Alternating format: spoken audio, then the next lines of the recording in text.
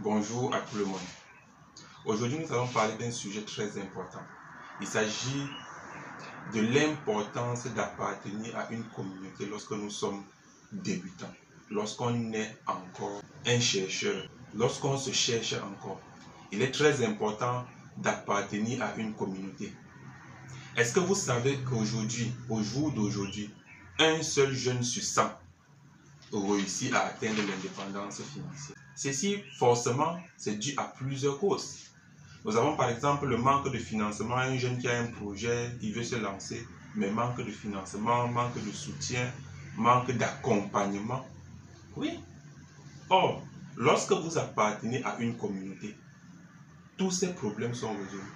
Bien sûr, si la communauté est sérieuse, sur place, vous allez trouver le financement.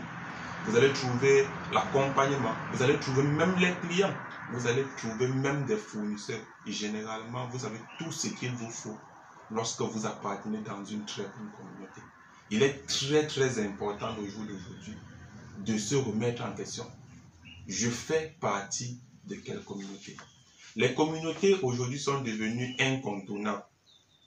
Et je peux même dire que ça a toujours été un secret des riches. Tous ceux qui réussissent aujourd'hui ont une appartenance communautaire. Prenons l'exemple des Chinois. Lorsque les Chinois arrivent dans un pays, ils envahissent ce pays. Ils choisissent certains secteurs et ils contrôlent ce secteur. Vous pensez qu'ils font ça comment? C'est parce que les Chinois généralement, ils font partie d'une communauté et c'est la communauté qui soutient une personne et dit, ok, toi, tu fais dans les chaussures.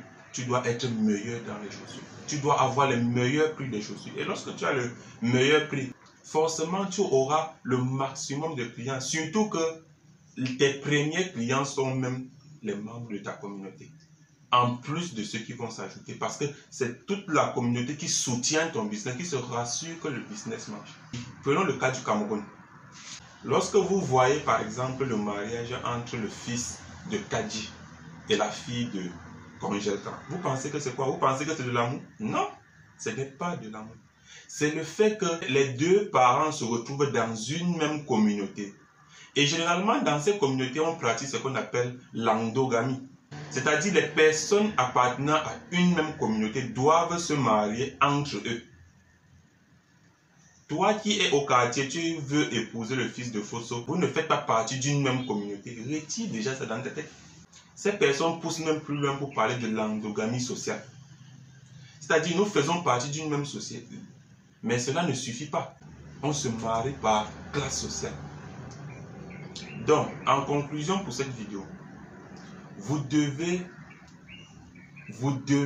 en tant que battant, en tant qu'une personne qui se cherche, en tant que jeune entrepreneur, appartenir à une communauté. C'est donc pour ceci que Kwakuku a lancé sa communauté. Une communauté dans laquelle tout le monde se sent à l'aise. Pas d'ethnicité, pas de classe sociale, rien. Une communauté où nous voulons que des personnes commencent à 0 et arrivent à 10. Une communauté où tous les membres se soutiennent. Si vous voulez faire partie de cette communauté, écrivez en commentaire, Kwakuku, j'aimerais faire partie de ta communauté.